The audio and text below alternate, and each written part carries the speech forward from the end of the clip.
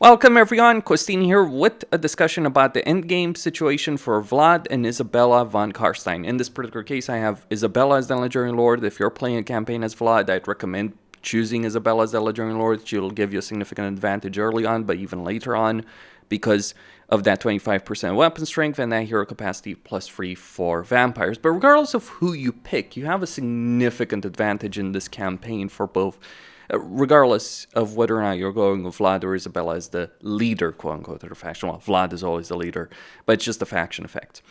And the reason is that together, these two have a 50% battle healing cap. Then you get, with Isabella, melee attack for embedded vampire heroes, melee defense for embedded vampire heroes, and you get two Legendary Lord skill lines together. And these are really powerful. Like, the benefits that you get over here are incredibly powerful. It's more so for Vlad than Isabella, I'd argue, but regardless of who you decide to go for, it's still going to be really strong. Like, at 150 unit experience per turn, faction-wide, is absurd from Vlad's special skill line.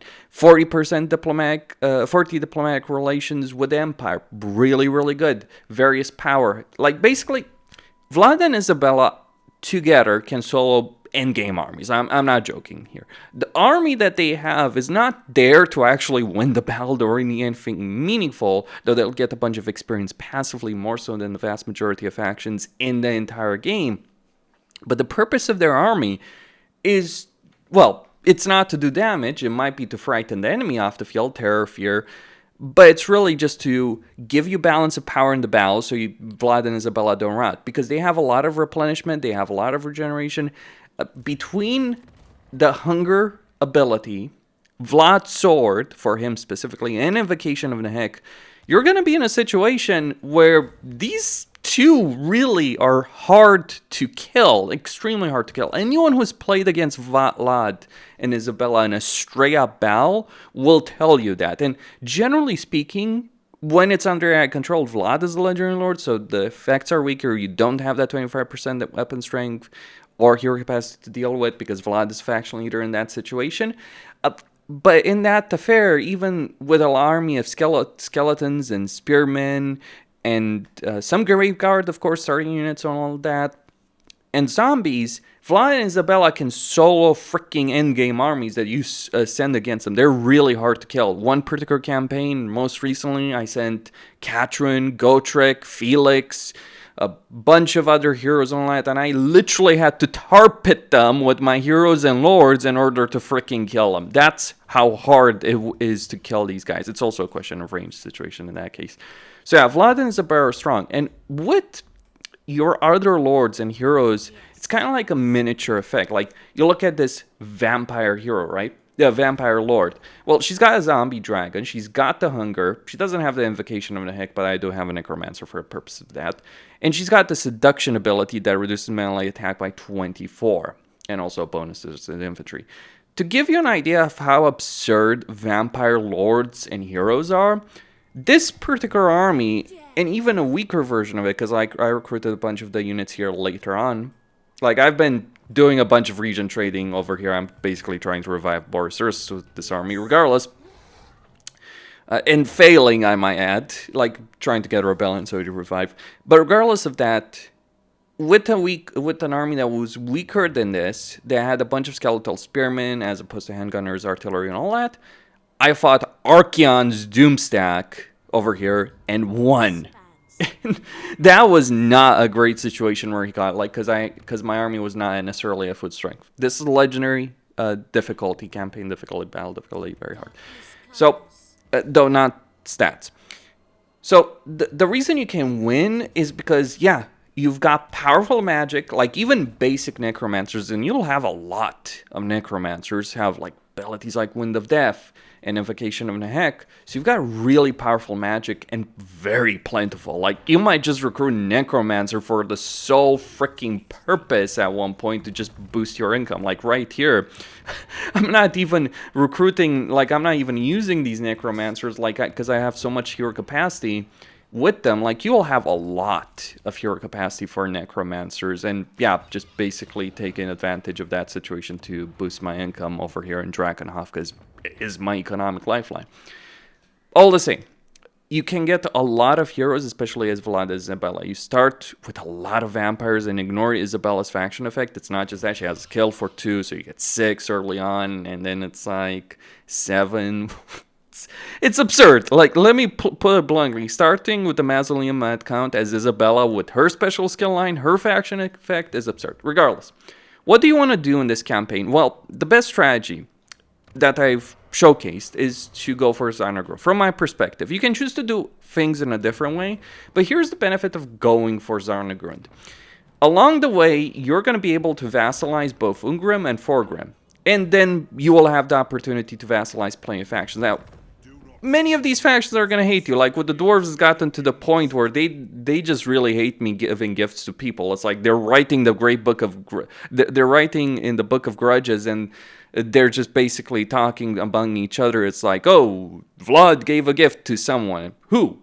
Doesn't matter. He gave a gift to someone that's not us. We hate him for it. They haven't rebelled, because that would require them to actually declare war on me, and the AI is not quite suicidal enough to do so. But yeah, dwarf vassals, pretty powerful. And you can see that I have plenty more than that. I have Grimgor, Katrin, Castalton, Caliban, just because I have a bunch of territory in the Empire that I want to give to someone, so I spend money. You might be spending a lot of this campaign in the red, and that's because the way the recruitment is handled. See, in this particular campaign, you're not going to recruit units normally. What you will do, especially if you're playing on a high difficulty, and I do mean this, like this applies especially on Legendary, you will fight a ton of battles in the campaign where, like, you'll start with skeletons and zombies and all that, and then it's like you'll start marshaling Graveguard and Blood Knights by the end of it. And that is not a freaking joke. Like, especially with, like, Blood Dragons who have minus 40% upkeep for Blood Knights and minus 40% upkeep for Graveguard. Yeah, you can get a lot of really powerful units. Like, the army that the Vampire Counts have is not bad. Shouldn't be taken any other way. But understand, for all the power that you have with these guys, and Graveguard are not necessarily the best infantry. They're pretty decent, but it's like Blood Knights, pretty solid. Pretty damn good. Like, Oldest Monster, like, pretty solid. But it's like the vampire lords and heroes, the guys who are leading the army, are so freaking ridiculous. Not only are they some of the strongest lords in the entire game, but they're hard to kill. They're small entities if you put them on foot. So you could view this mountain. They're small entities, so they're actually hard for ranged units to target in general. Or if you put them on a mount, they have so much mobility that good luck targeting them. That's a problem for you as a player if you're fighting against them. But on top of that, they have so much damage resistance, or they recover very quickly. Like, you're talking about the situation where they can get armor. This guy doesn't necessarily have it, but regardless, like, he's beaten the shit out of Festus at this point. Like, yeah, I've taken a lot of this. So, Vampire Lords, especially from the bloodlines, really good, really solid. Bloodline-wise, I'd recommend starting out with the Lamian, getting that to tier 2 as quickly as possible for the diplomatic relations benefit, so the Empire doesn't go to war en masse against you. And then Blood Dragon. For the Blood Dragon, it's the 100 experience per turn for all armies. Now, don't get me wrong, there's plenty of viable choices. You can go in Necrogs for that 10% upkeep, which could be really useful. Personally, I do prefer going for the Von Karstein Dark Arts, but you could choose not to do so and instead focus on the Necrogs, get them up. Like, I start with Lamian, get 2 tiers there, then get 2 tiers in Blood Dragon, then get Von Karstein. You could just replace the Necrogs with the Von Karsteins with the Necrogs there. But I do like that 5 control that they give. And also 10% casualty replenishment is not something to sneeze at either, but it's really the control. You do have a good amount of control though, but you know, it can help, especially in some more dicey situations. One of the problems you will actually face in this campaign is the fact that you will be traversing a lot of territory where you will take a bunch of attrition damage. So, you know, casualty replenishment, getting a bunch of casualty replenishment, I mean, your heroes, your vampires or necromancers both provide casualty replenishment, so it shouldn't be an issue, but hey, 10% on top of that, and allows you, especially with lower tier armies, when you have heroes at lower tier, it allows you to focus more on combat skills as opposed to other things. Though, when you're leveling lords, I would firmly recommend getting this particular skill line, the Children of Night, just a 9% upkeep for an army, and 30% character experience gain, because, like, hey, heroes are really good. And then, yeah, getting things like a bit of Darkling Skies into Immortal Horror for that sweet, sweet battle healing cap. Oh, yeah. And then maybe Guilt and Glamour just to get Vampire Corruption or Growth. You do have good growth, but hey, getting more really helps, especially when you're smashing provinces to pieces and then eventually getting Uncanny Prescience. And I'd recommend doing that for a lot of your lords, if not all of them. Like over here, I have 10 armies, and yes, I am losing money every turn, but it's like, it does help having all those upkeep benefits that I do have over here. Blood Dragons are really the best army generals that you have. It's not necessarily because of their combat capability. I mean, that, you know, I would argue that, like, the Lamians are really good with the ability of reducing melee attack, though it depends on what you're facing, of course. But the reason Blood Dragons are really good, from my perspective, is simply because you get those two major upkeep benefits right there. Also, if you get Blood Dragons to full tier 3, you can start getting more Blood Knights when you're looking at Raise Dead. Like, you rarely recruit a proper army from a settlement. Like over here, I have recruited one, but you have a very limited situation when it comes to recruitment slots. And so what is heavily encouraged in a Vampire Counts campaign in general is to recruit a bunch of units through Raise Dead. And it can be really cheap. You don't have necessarily the best Raise Dead situation when you're playing as Vlad and Isabella. To be certain, like Kamler and Gorse do much better in that respect.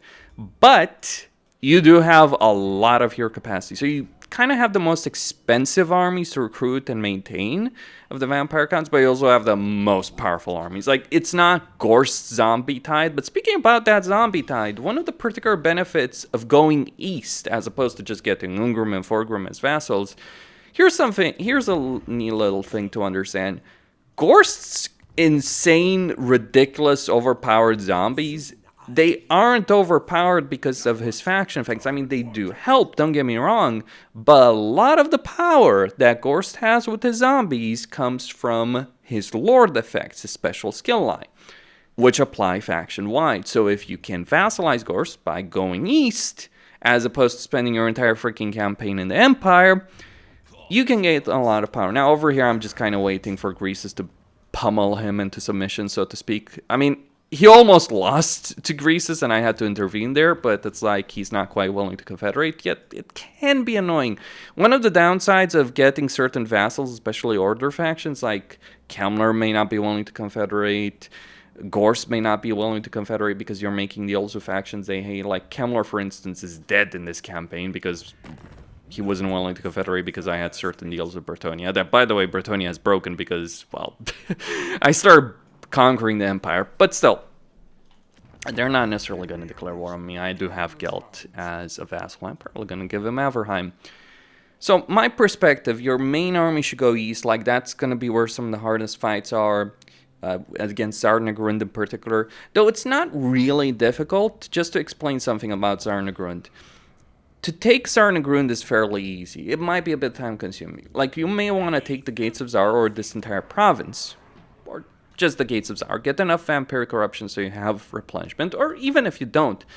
But what you want to do is you want to attack the Veil of Woe, and if you're not feeling confident on the end turn to deal with the counterattack, which will happen, what you can just do is fight in the Veil of Woe, fight the army there, you will destroy it, sack the settlement, come back over here, replenish on the end turn, and the army from Zar-Nund is going to move over there. And even if they don't move over there, at least you'll replenish before you have to fight Zar-Nund. You might want to send an extra army if you're not feeling confident about that, but obviously you can take Zar-Nund as a tier 4 settlement, so even more hero capacity. Like vampires are the key for Vlad and Isabella, to be sure, but they're not the only thing that is available to this particular faction. And once you have established yourself enough and you can maintain multiple armies, yeah, you can go on the rampage in the Empire. Personally, I destroyed Draika relatively early on with, what was it, secondary, tertiary army, or whatever. That destroyed Draika, took the Griffin with it, gave it to Katrin, vassalized Katrin, took some of the territory over here. I've gone over the details of how to do this in the early guide. But yeah, now the one thing I do have an issue in this campaign is the freaking victory conditions. That's the only real downside as far as I see it. Because, like, you have a bunch of climate options in this campaign. Like, you have a lot of territory you can take, but you're kind of, like, forced to deal with the Empire if you want to, quote-unquote, win. Now, the upside, however, is you don't have to give a shit. Like, yeah, short campaign, 15 casualty replenishment. It would be nice to have it. Undeniably so, but if you skip on it, well, there's other ways, like including the von Karstein bloodline if you want, or just getting a ton of necromancers. 2 free necromancers per army, believe me, you can maintain that. I mean, maybe just 1 vampire, 1 necromancer per army, that's good enough. Obviously, whites and banshees, really useful, especially banshees, because they give you increased mobility over there, so that is particularly useful to get a hold of as many as possible in that situation. Army wise, yeah, just Graveguard, cavalry, like that's what I prefer. I do prefer having a bunch of infantry, and the nice thing with vassals is because you can get a lot of vassals, and I'd recommend sticking in major factions. You can really diversify your armies. Like, I'll just give an example. Over here, I have organ guns, cannons, and crossbows through the von Karstein bloodline. It's not necessarily... and it's led by a von Karstein lord. So it's like, this army is not really an empire, a vampire army. It's more like an empire army. No joke. And it's actually much better than what the Empire has, but it's the same principle, like artillery, range units, melee units. It's kind of hilarious. The vampire counts outdo the Empire at their own game. Regardless, yeah, so allied units, really good with all the possibilities you get for vassalization, which is much more firm than a military alliance, much more beneficial for you than a military alliance. You can make some really, really, really powerful armies, diversity of armies. You'll get a bunch of allegiance points, all that. And because you and your vassals are always going to be at war with the same factions, you get a bunch of opportunities to gain allegiance points through that. So, something worth bearing in mind. With the Empire, just be a bit careful over here who you piss off. I'd say the minor Imperial factions are generally not worth keeping alive. Maybe one, like over here at Talabayam, because, well, it's just... I want someone to control it and give me tribute, and I want someone to build this place up, and maybe get an Imperial faction besides Gelt to actually get artillery. Because, yeah, Gelt is not really the best builder in the world when it comes to territory. And you may want to, at one point, do exactly what I've done. Go over here down south, take the Black Pyramid of the Nagash, and go teach Manfred a lesson, or vassalize the bastard. Feels disgusting to even think about it, but he is worth using, even if he is Manfred and deserves to be stuffed in a bin and forgotten by everyone. And you can go into Cathay, pretty much all of Cathay except the mountains is up for grabs for you. That is very much available. Research-wise, my recommendation is the Lamian Book of Blood is really worth pursuing. Of course, the Book of Archon has some benefits, especially for those early game units. I'm not really sold on anything else, really. Like, there's obviously some benefits in the other books, but for my money, here's my perspective. Getting this book, especially the middle skill line right here, right? You get hero recruitment cost, leadership for lords and embedded heroes, which is pretty useful. Remember, like, your lords, if they're not so much gonna die when you're gonna lose a battle, they're gonna rout. Most of the time, they're really, really hard to kill. So getting that 10 leadership, more or less, makes that far harder. Like, that's the thing. You're not necessarily going to beat the enemy into submission, especially against something like Warriors of Chaos. But you're going to get to a point where their leadership breaks before yours does. And that's the key. And you can easily recover from many casualties in battle through a raised dead, like just recruit units. And because you're gaining so much experience with Vlad and the Blood Dragons, you can get a bunch of experience units very easily. And what I like about this is, like, yeah, you get some vampire corruption, you get allegiance points, you hero recruit rank for vampires. I mean, I would recommend getting White Kings, obviously. and some other benefits over here as well. But the middle path right here is the one that's really, really good. That Lord Recruit rank, the leadership benefits, all that. I would recommend getting Nolan and Altdorf, although you could give Nolan to Gelt if you really want, because he can get the landmark for artillery if you want to guarantee that he actually recruits artillery. But there is a really good landmark at tier 5 over here for hero recruit rank for vampires, hero recruitment for vampires, recruitment cost for blind knights units, recruit rank for blood knight units, all those kind of benefits. Yeah, their leadership for blood knights, pretty damn solid. Why exactly it's unknown when, you know, the blood keep is not quite unknown. It's kind of on the side, but hey, you know, Empire map is shrinking and all that kind of stuff. Still, also Altdorf, yep, very much worth having control of Altdorf. It's kind of hilarious. Income from old buildings, vampire corruptions, and extra 30 diplomatic relations with the Empire. So go kick the shit out of Karl Franz and then take the control of the rest of the Empire, because it's like you're looking at plus 70 diplomatic relations with the Empire from Vlad and Altdorf alone, and then you add the Lamians on that. Yeah, it's like, forget the version that these guys might feel towards you. I mean, it's still gonna be there, but as long as you can vassalize these factions, it shouldn't matter all that much. Though, yeah, you may end up in a kind of situation where a lot of the vassals you have, in this case, every single one of them does absolutely despise me. Not that any of them is going to go to war. Well, the dwarves hate the fact that I vassalized Grimgor. Grimgor hates my relationship with dwarves. That's kind of the explanation I'm going with, really. But all the same, like, Grimgor as a vassal, Ungrim, Forgrim, it's like, ooh.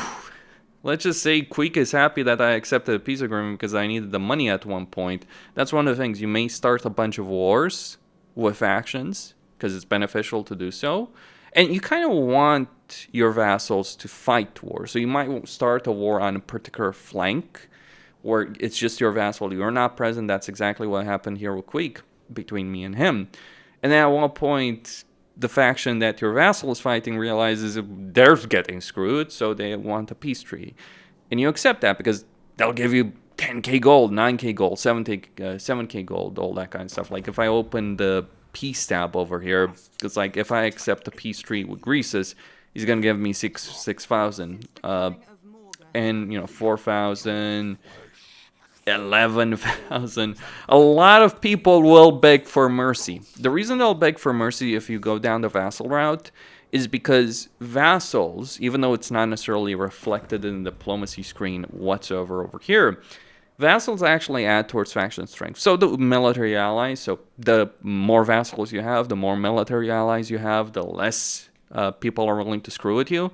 Like, I'm sure people have noticed when they're playing Warriors of Chaos campaigns how few declarations of war they get. Like, they'll still happen, don't get me wrong, you'll still get war declared on you, but at a much, much lower rate than it usually happens in a campaign. Like, over here, I almost certainly am at the precipice of a war between myself and Lewin Leon Kerr, who is defeated poor Kemler and, well, Ram. Well, Bretonia is under the control of Bretonia's king. That's actually a pretty rare occurrence in a campaign. Most of the time, it's kind of like split. It's like, yeah, Kemler usually survives much longer than this. But, yeah, faction potential being what it is. So you kind of do want to take over the Empire, but you don't have to rush that. Like, Fest is just going to spend a lot of time in this particular area, but not expand it necessarily all that much. If you leave Draika alive, sure. Gelt is pretty passive as a faction. So the main threat that you end up having to deal with in a campaign over here when you're conquering the Empire, beyond Draika, which is more so an early game threat than anything else, is Karl Franz himself. But that depends on what's going on. Over here, for instance, Kemler actually did do a bunch of damage to Karl Franz, so I was able to take advantage of that before he collapsed under Bretonia's assault. But that was just kind of the situation. Also, the Norskans took a good portion of the Northern Empire. That also put pressure on Karl Franz. So, like, Karl Franz may seem very strong in a lot of campaigns because you might think he's isolated, but he actually has a bunch of foes to fight on the periphery of the Empire. And so if you show up with a full stack of full proper army, or several full proper armies, he'll collapse very, very quickly. And with relative ease as well. Beyond that, the final thing I would like to say is like, yeah, Blood Dragon's best general for the economic potential. I like Lamians as well because they do very, very well in combat. And yeah, Von Karstein's pretty solid as well in their own right. Like speed, guardian ability, all that kind of good stuff. Like, yeah, I mean, all of them are good. Like, even a baseline Strigoi or anything. Like, just the only one that's not really ever worth recruiting as a lore choice is the Master Necromancer. Why would you ever waste a lord slot when you can get something like Strigoi or a Vampire Lord? And also, don't ask me why Vlad is showing up here as a Legendary Lord. It's just a bug. I've actually seen this for quite a while. I'm not using any mod that should affect that. I don't know. It's one of those weird things. Like, this is not the first time that's happened to me. Has happened before. Regardless, that's all I had to say. Costin here signing out. Do try and get your settlements to a higher level. Get that hero capacity. Get a bunch of necromancers. You will outpace your economy, but you shouldn't necessarily be too concerned about that because you can actually make a living through declarations of war and declarations of peace. Take advantage of that. Just don't go crazy. Is what I'd recommend. There's some crucial territory you do want to have, like Zar-Nund or Nagashisar, which is actually potentially my next target.